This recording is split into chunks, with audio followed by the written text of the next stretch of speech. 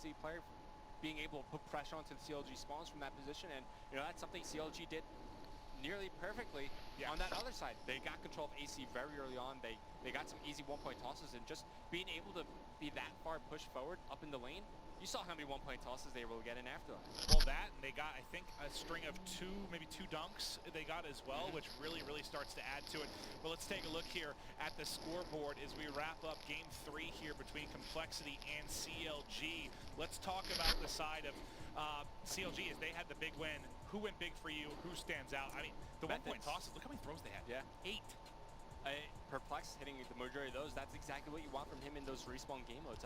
It's something where he's been pretty vocal about. He needs to step it up when it comes to the hard points, the uplinks, and the CTF, and this is a great way to pitch in, hitting all your one-point tosses. Then you have Methods getting some help from Felony in the slang department. They combine for a good amount of kills, over 50 together, and now we're going to take a look at some of the highlights. CLG, as we were saying from the get-go, they get that one-point lead, then they get dunks after it. Methods, same lot with this Annihilator. Doesn't make the biggest impact, but it's annoying enough to keep CLG at, pinned back in their base. Forces a heat wave as well. Stays alive after this as he picks up the cone Ricky, and this is where we're like, somebody dunk it. I thought Perplex was going to use heat wave right here just to secure it, but just unable to get high enough to put it in. That or the one-pointer, but ultimately it didn't matter. I mean, right after that is when they really started to punish here when they switched to the other side. They went incredibly big, and like you said, controlled AC, got several dunks through. I think they had, what, total of 3 dunks, was it? And I think... 2 or 3.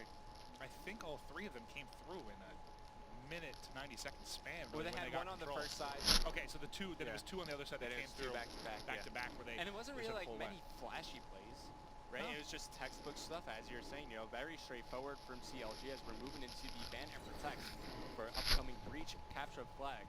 I think we fully expect to see something like Overdrive go, maybe a camo, as well as, rapid fire, high caliber. MR6 goes as well. Anything crazy you see either of these teams doing here? I mean, sometimes we'll see, blast suppressor bans from Complexity from time to time. We've even seen Dead Silence be banned in CTF just so you don't get those sneak pulls. It's a little rare, but I've seen Complexity do some interesting stuff. I think it's going to be pretty standard, though. Okay. I think Complexity feels they can beat this team. They're frustrated. They're down 2-1, and in my opinion, Complexity should worry about playing their game. I don't think they need to worry about disrupting CLG. Just play your game. You've been doing it all year. You choke some, you get to Game 5, you close it out when it matters, and that's kind of what they're looking at right now. I feel like the one thing working against Complexity is they keep banning out the concussion here. Normally we see Complexity are the ones to protect it and keep some of the tacticals in the game just so they could slow their opponents down and slow the pace of the game a little bit. I think they're allowing CLG to have too much freedom in the way that they want to play the game. Perplex is running out of time for his last ban, by the way. Well, that's kind of what I hate. I hate when you're watching, let's say we're talking about a team like, I don't know, DT, TK, CLG, someone that's been struggling a bit. They don't do anything like they need to. Out of the ordinary. Why wouldn't you protect concussions? Try to slow it down. Protect things like that. I was even thinking ban out perk 1 green, sure. ban out perk 3 green. Stop playing into the better team's game. I mean, that's what we see teams do so often. You got to mix things up. I know there's a lot of confidence in some of these players, and they think they can hang with anyone, but the fact is, you can't at times. You need to mix things up. You need to try and put a little variety in the game. Anytime you go like gun on gun against, the Optic Gaming, Team Envious, Rise, FaZe, it's not going to work out, man. Yeah, it sure feels good when you get that occasional win playing that style, but the keyword occasional, it doesn't happen very frequently. You're looking for consistency. Yeah, you need to figure out ways to, I guess, kind of change the game, make it yours, put your impact on it. That's the thing I guess we haven't seen many teams do outside of, teams like H2K. Elevate at times will really kind of make those top teams sort of play their game. Not defensive player I talked with a lot at UMGSC, especially about the ban and protects, and his players like, well, I could use 1 ban on something like Techness and force out 2 for my opponent, because after that, they want to take out the concussions, they want to take out flashbangs. So just by playing some mind games with that, you could take away some easy bans for your opponents. I mean, let's look at this case scenario, right? Just hypothetically, you ban out Tac Mask, you force your opponents to ban concussion, flashbang. Then you don't ban rapid fire, high caliber either. You get comfortable with using those attachments. Those are 4 bans, and you leave your opponents with no impact on the game whatsoever. They can't do anything out of the ordinary because you're pretty comfortable with that, playing without those things already. And I would even I'm curious, when we get closer to stage 1 and you add the $250,000 to the line, 3 weeks from now, crazy. do you have, I would almost have like a set strategy like per map, like, because you can't be too predictable with this stuff, because if they know you're going to try and target like a couple things, it's now that you have that neutral position, you can get to the ban, you can get to the protect in the equal amount of time. But are they going to have just kind of certain maps, certain like I guess string of things they try to do between games to attack stuff, you know? And that's, I'm kind of curious. I've I been saying it for a couple weeks now. I fully expect to see more perk greed bans get banned out going into land. We've seen it a little bit more over the past month or so. We've seen them attacked a little bit here in Europe as well. But I can't wait, man. We're getting closer and closer to April 1st through 3rd, which will be the relegation land final, which will be the bottom 4 pro teams playing against the top 4 challenger teams that come out of the online groups. And then we'll also have the top 8 competing for, again, $250,000. But we are getting ready to hop into Breach CTF. Breach might be my second favorite map in the game. I think it's my favorite CTF Behind map. Fringe. And Fringe number 1. I think Breach number 2. This one can be so entertaining. Now, how much does Fringe remind you of like a standoff? A lot, I guess, especially in the callouts kind of too, and the layout of it. I mean, Fringe I think is kind of, for anyone that played Black Ops 2, it's kind of your favorite map. Just reminds you so much of it in many, many ways. Now, taking a look at this one, when you're talking about red and blue, where do you prefer to attack from?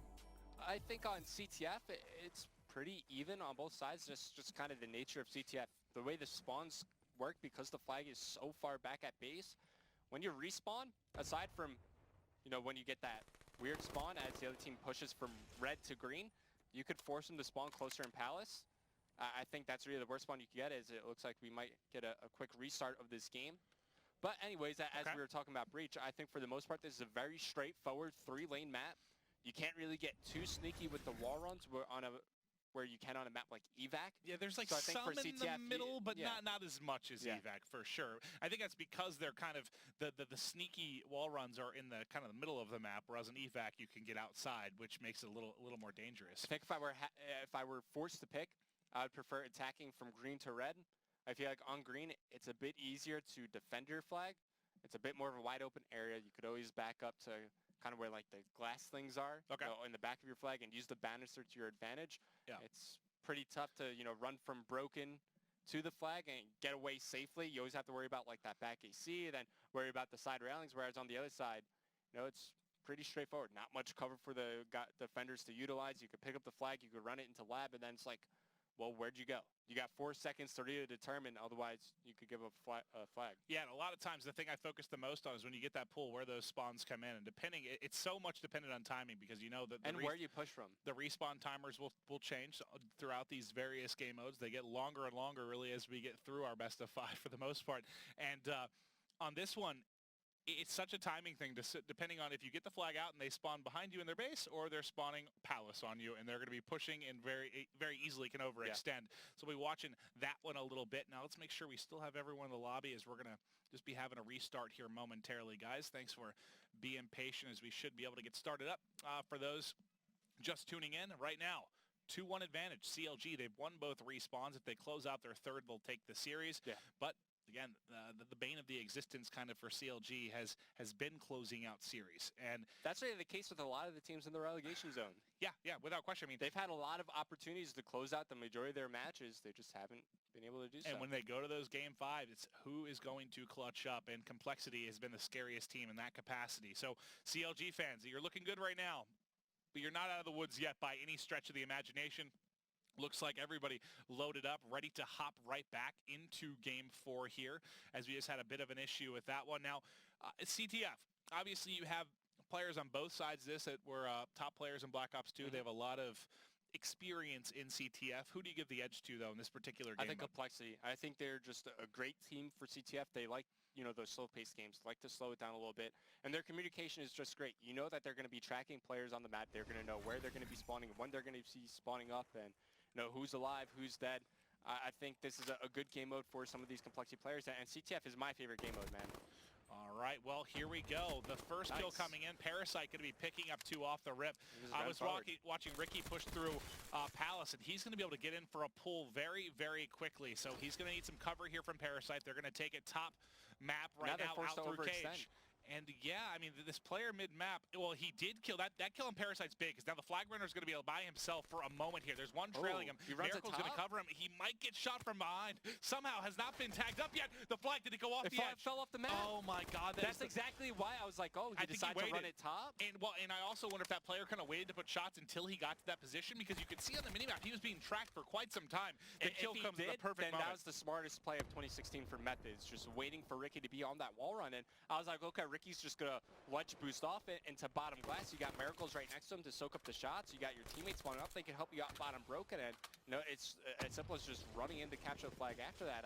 A risky play from Ricky on Complexity, but they're in a good position to get another flag out.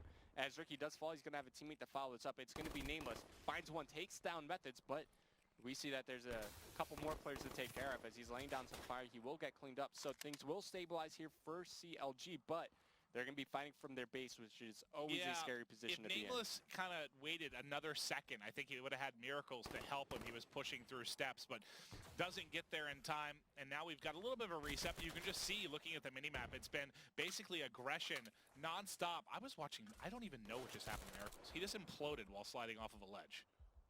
Yeah, that's always rough. You know, sometimes things just don't go your way. Yeah. You know, and that's why it's just so tough to be consistent in a game like Call of Duty, because timing is just so important.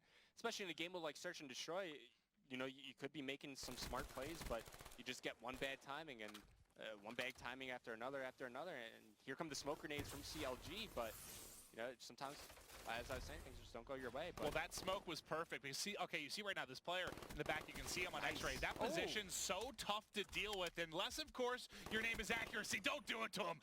Almost gets a third, but he should be weak. Ricky goes huge. Those two kills prevent a potential cap there, is they're not even able to get a pull. Great defense there coming in from Ricky. And that's the exact position I was talking about when we were speaking about Breach, but I do love the decision to use smoke grenades here from CLG. That's something that could close the gap and cut off lines of sights of those defending players from Complexity, just posting up and watching their flag, especially that player near the back AC. Well, it doesn't help so much with your, I guess, pushes coming from Palace or like cage side, but it does help a lot from coming from bottom broke. When you're just pushing right through the middle, you get that smoke and you try to get out. They almost were away if it weren't for a couple clutch plays there from Complexity.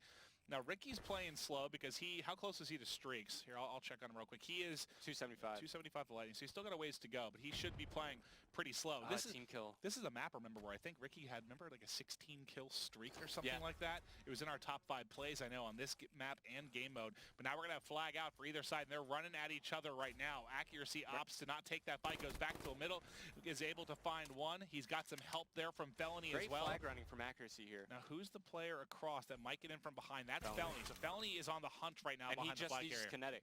Oh, look at the 3 players. They're trying to close here. The Predator's on the loose. They're pushing in. Methods, though, and Felony's still up. They can't find this player. He's wrapped all the way around. He's dead? They're ultimately going to kill him. Can they get the return? Felony gets 2. Can't get the third. Is there anyone else there to get it? Methods gets it. Methods should have the return. Woo. And there is the first cap on the board for CLG. The triple kill coming in for Methods. That was huge for Methods right there. I definitely thought Perplex was going to get that touch, so I immediately switched over to Accuracy. Now CLG, they're starting to chain kills together. Things are going their way. Methods still in the position to get the flag out. He's going to get the touch, and now he knows exactly where Miracles is going to be coming from. He's got Accuracy watching his back. They got the cutoff. Perplexed.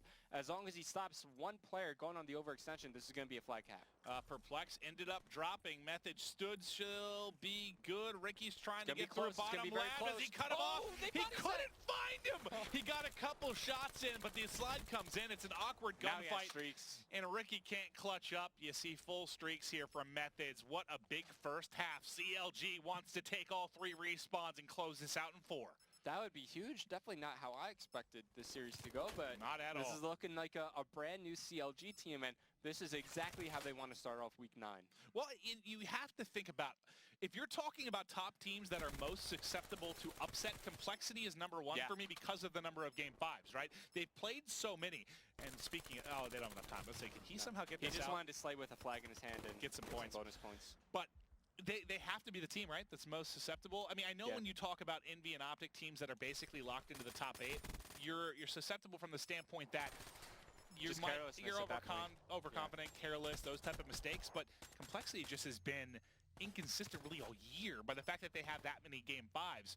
I guess I shouldn't be that surprised. It's so weird because, you know, we'll see Complexity take out like an Optic Gaming. We'll see them take out, you know, a FaZe, and we're like, finally, you know, they're showing up, and then they lose to like a CLG, and we're like, how do you beat Optic? You beat FaZe, and then you lose to CLG, who quite frankly, they are a lesser opponent than some of the other top teams in the league. Well, it's just weird.